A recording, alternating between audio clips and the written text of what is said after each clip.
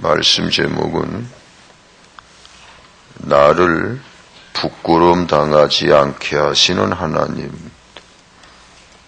나를 부끄러움 당하지 않게 하시는 하나님.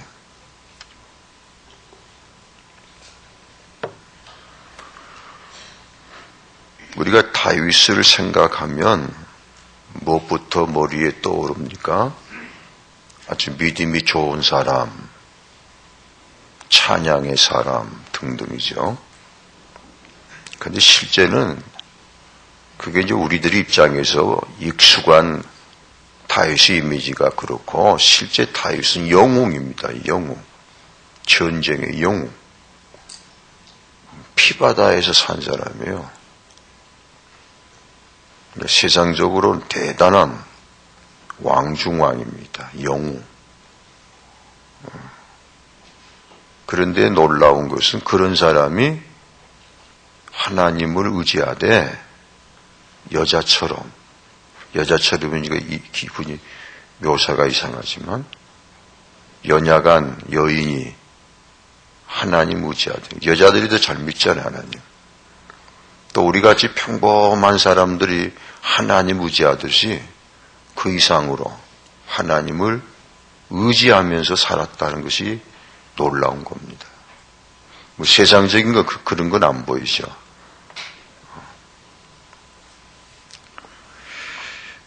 어제인가 그 현재 대법원장으로 있는 이용훈 대법원장이 장로입니다. 그런데 이번에 그 사람이 변호사 대법원장 취임 전에 변호사로 있을 때 뭐 수임료 받은 얼마를 세금을 안 냈다. 그래가지고 이제 좀 말썽이 있었는데, 거기에 대해서 이제 기자들에게 설명을 하면서 그분이 이용훈 씨가 한 말이 참 제 귀에는 인상 깊게 들렸습니다. 이분이 이런 말을 했어요. 나는 신앙인인데,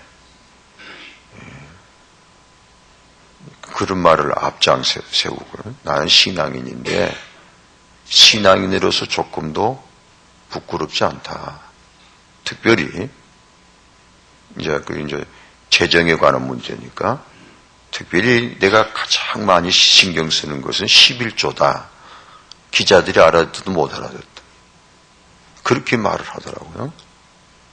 내가 가장 신경 쓰는 건 11조인데, 그래서 내가 변호사로 수임받아서 수입이 얼마면 거기서 11조를 내는데 가장 신경 쓰면서 재정 관리한 사람이다.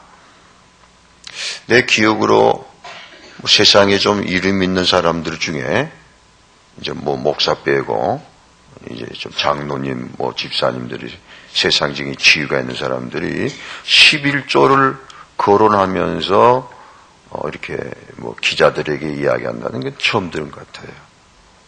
그래서 참 듣기가 좋았습니다. 그 정도면 괜찮겠다. 그래서 우리가 실제로 우리 삶 속에서 하나님을 만나고 또 하나님의 도움을 받고 산다는 것이 무엇인지, 그저 막연히 뜬구름 잡는 식으로 그저 교회 다니고 그저 신앙생활은 신앙생활이고 먹고 사는 건 따는 거고, 이원적인, 그러니까 먹고 사는 문제는 그 방법대로 또 방법이 있고, 또 교회 와서야 그저 주여 아버지 하고 이런 것인지 아니라는 거죠. 우리 삶 전체가 먹고 마시는 것부터. 그러잖아요. 고린도서 10장 31절에 먹든지 마시든지 뭘 하든지 다 하나님 영광 위해서 하라는 거죠. 우리 삶 전체가 하나님의 도우심 안에 있는 거죠. 이게 다윗의 시편은 바로 그런 걸 노래하고 있는 겁니다. 그냥 이게 막연히 관념적인 노래가 아니에요. 내가 많은 원수들에게서 하나님이 건져주셨습니다. 이건 정말 실제적인 고백이라고요. 우리가 시편 읽을 때 그런 점을 염두에 두고 읽으셔야 됩니다. 시 작품 보듯이, 시 작품 읽듯이 그렇게 해서는 안 돼요. 신앙 고백입니다. 그래서 오늘 이 시편 9편은 특별히 어떤 점을 지금 1절 보면 다윗이 하나님, 1절 한번 읽어보십시오. 내가 전심으로 여호와께 감사하오며 주의 모든 기사를 전하리이다. 또 2절이요. 내가 주를 기뻐하고 즐거워하며 지극히 높으신 주의 이름을 찬송하리니. 이게 다 뭐냐면 실제로 하나님의 도움을 체험한다게 날마다. 그래서 기분이 좋고 감사하고 소위 신바람이 나는 거예요. 다윗이라고 지금 문제가 없겠습니까? 더 많았죠. 아니, 우리들이 삶도 문제가 있는 거 아니에요? 그때나 지금이나. 그런 문제 많은 복잡한 세상에서 신앙이, 믿음이 도움이 되느냐. 그건 교회 가서 써먹는 일이고, 이렇게 하니까 안 된다고요. 여러분, 신앙생활이 얼마나 도움돼요? 장사하는데? 윤동철 집사님. 새벽에나 써먹지. 트럭 몰고 여기저기 다닐 때 얼마나 하나님 도와줘요? 그런 공허한 신앙. 직장에서 일하는 거하고 교회에서 예배드리는 거하고는 전혀 별개의 세계. 강단에서 학생들 가르치는 건 그 나름대로 범주가 다르고 교회 와서 기도하는 것도 다르고 이렇게 이중적인 생활하니까 하나님 재미가 없지.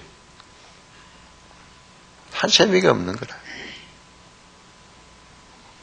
그래서는 안 되는 거죠.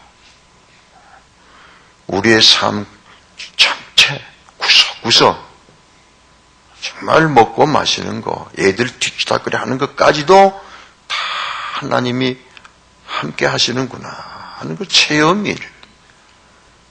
그러려면 방법은 내 삶 전체 속에서 하나님 의지해야죠. 교회에서만 하나 의지하는 게 아니라 실제 세상 속에 들어가서도. 이게 다윗은 전쟁할 때마다 하나님 의지하고. 그러면서 하나님의 도우심을 실제로 체험하니까 이런 소리가 나오는 거죠. 그래서 이 시 9편은 그 주제가 이렇습니다. 나를 부끄럽게 하지 않으셨습니다. 그 뜻이. 따라서 하나님께서는 나를 부끄러움 당하지 않게 하셨습니다. 이게 기가 막히게 좋은 겁니다. 세 가지로 요약을 하면요. 첫째는 제일 많이 시 9편에도 나오는 이야기지만 많은 원수들이 있었는데 이건 냉엄한 현실입니다. 나를 거꾸로 뜨리려고 그러고 나를 회방하고 내가 망하기를 바라고 그런 별별 원수들이 있습니다. 그래서 뭐 안 되고 그런 거 아니에요. 그런 원수들이 그 영적 원수이든지 간에 그 어떤 이상한 사람이든지 간에 어떤 경쟁 관계에 있든 라이벌 관계에 있든 그 누구이든지 간에 좌우간 내가 하는 일이 망하기를 바라는 사람이 있거든요. 그렇게 태클을 걸고 가로막고 회방하고 또 내가 가면 뒤로 밀어제치고 그게 생존 경쟁 아닙니까?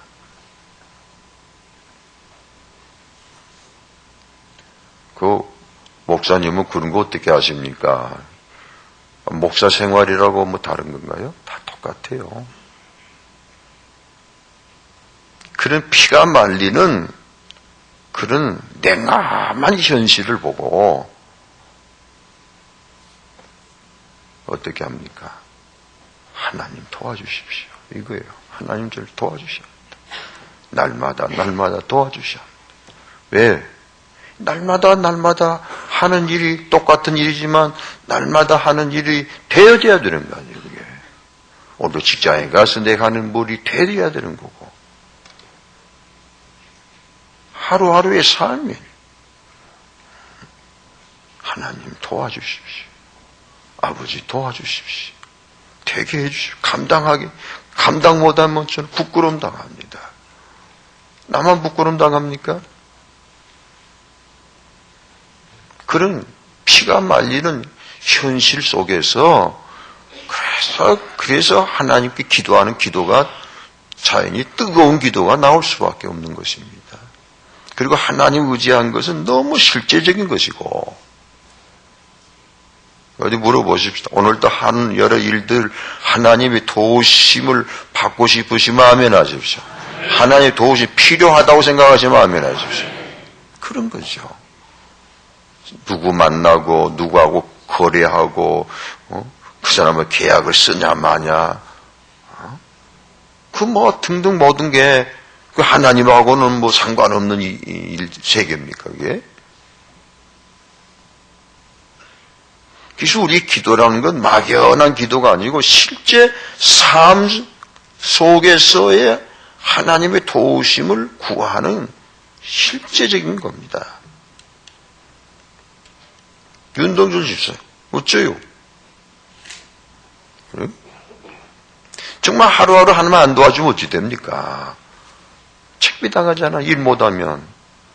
그것도 못하나 이렇게 돼버리면, 야 저거 일 좀 못한 거 봐라. 벌써 화살이 날라오잖아요. 저 봐라, 저 비실비실 하는 거.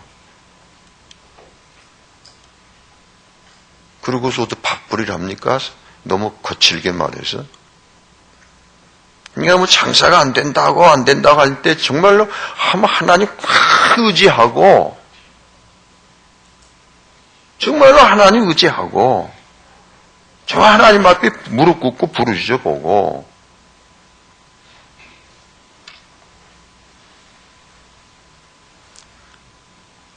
하루하루의 삶이 소중한 겁니다. 따로 특별한 게 없어요. 하나님의 긍휼과 도우심을 진정으로 의지하시기 바랍니다. 내가 그걸 의지하는 마음이 없으니까 하나님도 가만히 보고 계신 거지. 다윗이 그걸 절절히 체험한 사람이에요. 하나님, 저를 도와주셨습니다. 저를 지켜주셨습니다. 그런 고백이라. 두 번째 다윗의 이 찬양 고백은 나를 부끄럽게 하지 않으셨습니다. 이 말의 의미는 다윗의 삶, 인격, 그 뭐라 그러죠? 도덕적인 면을 말합니다. 도덕적인 면에서도 원수들에게 꿀림이 없어야 돼요. 책 잡히지 않도록 살아야 됩니다. 지가 돈은 좀 벌었는가 모르겠다마는 웃기고 있다. 그거 벌써 부끄러운 거지요. 그런데 다윗의 그러한 그 인격과 삶이 원수들에게 책 잡히지 않도록 누가 그걸 지켜주셨느냐? 그 말이 하나님이 그렇게 하셨습니다.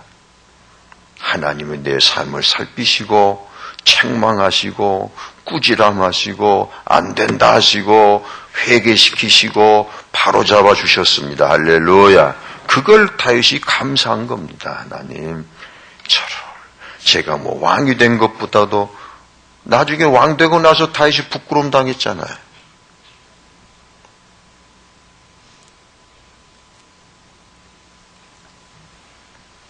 사무엘상 16장 17, 13절 이날 이후로 다윗은 여호와의 신에게 크게 감동되니라. 새로운 삶이 시작이 됐단 말이에요. 성령님이 다윗의 삶을 살피고 계셔. 너 그러면 안 된다. 그런 생각하지 말아라. 그러니까 다윗이 빛 가운데로 나간 겁니다. 그것이 이긴 거예요, 그게. 사울왕이 쫓겨다니면서도 어둠 속에 살지를 않았어요. 사울은 다윗을 증오했지만, 증오를 품고 있지만, 다윗은 하나님을 잊었거든. 사울을 미워하지만,